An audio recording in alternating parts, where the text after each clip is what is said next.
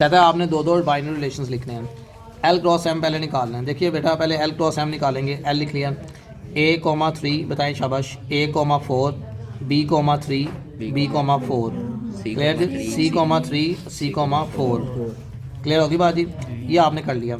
ऐसे बेटा आपने एम क्रॉस एल भी करना है। एम क्रॉस एल करते हैं, वो क्या आएगा मेरे पास, पहले एम लिख लिया, 3 4 आ गया, क्रॉस ये लिख लिया, ए बी और सी आ गया।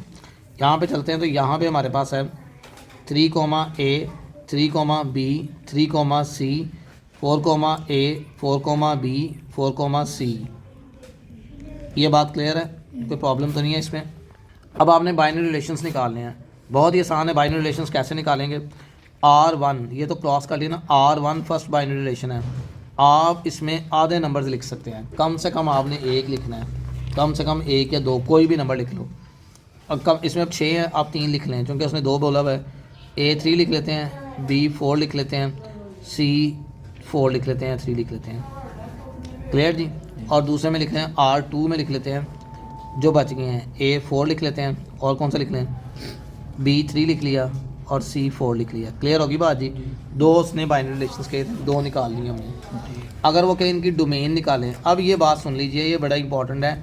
डोमेन R1 क्या होगी, डोमेन होती है कॉमे से पहले पहले वाला नंबर ए बी और सी, और रेंज होती है कॉमे से बाद वाला नंबर। कॉमे से बाद वाला नंबर कौन सा है, 3 और 4 जो रिपीट हो रहा है वो लिखना। अब इसमें देखें, इसकी डोमेन अगर निकालनी हो शहजादों, क्या आएगी डोमेन R1 की, R2 की, ए बी और सी, और रेंज क्या आएगी हमारे पास 4 3 शाबाश 4 और 3। ये हमारे पास आंसर आ गया पहले सवाल का। ठीक है, एम क्रॉस एल करना है तो इस तरह एम क्रॉस एल करके R1 निकाल लेंगे, कोई भी 3 रख लें, 3A और 3C 4A लिख लेते हैं, R2 लिख लेते हैं, कोई भी आगे क्या आएगा 3B 4C 4B लिख लेते हैं। चले ठीक होगी बाजी। क्या डोमेन आएगी इसकी बताएं शाबाश, R1 की डोमेन आएगी 3 4 और रेंज क्या आएगी ए और सी। डोमेन क्या आएगी इसकी 3 4 और रेंज क्या आएगी बी सी।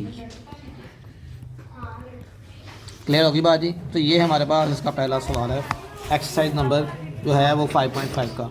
5.5 का दूसरा सवाल, ये वो तीसरा या चौथा सवाल है जो हमारे इस चैप्टर के अंदर मोस्ट इंपॉर्टेंट क्वेश्चन है।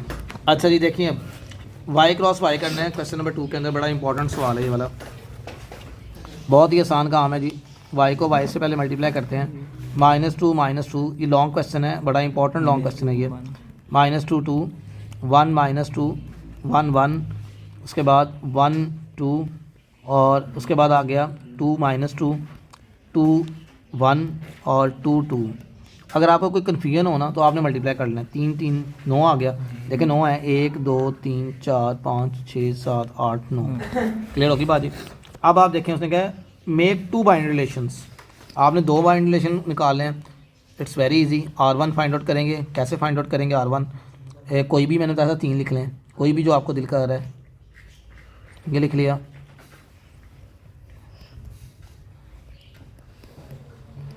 ये लिख लिया हमने। ठीक है, उसके बाद R2 निकालते हैं, एक कोई 3 दफ़ा लिख दे, रिपीट नहीं करना।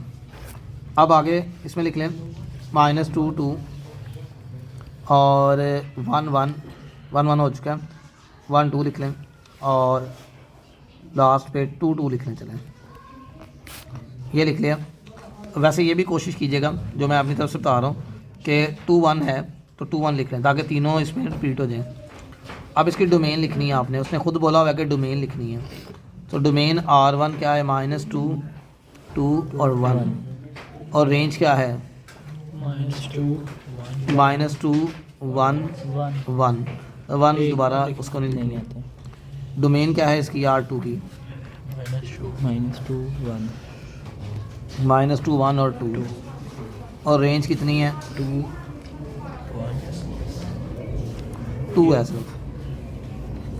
ठीक है, अब आपने मेरी बात सुने, एक बात याद रखनी है और अच्छे तरीके से कि डोमेन हमेशा वो वाले नंबर लेने हैं कि वो पूरा सेट ए आ रहा हो, ताकि मज़ीद कोई गलती का चांस रहे ही ना।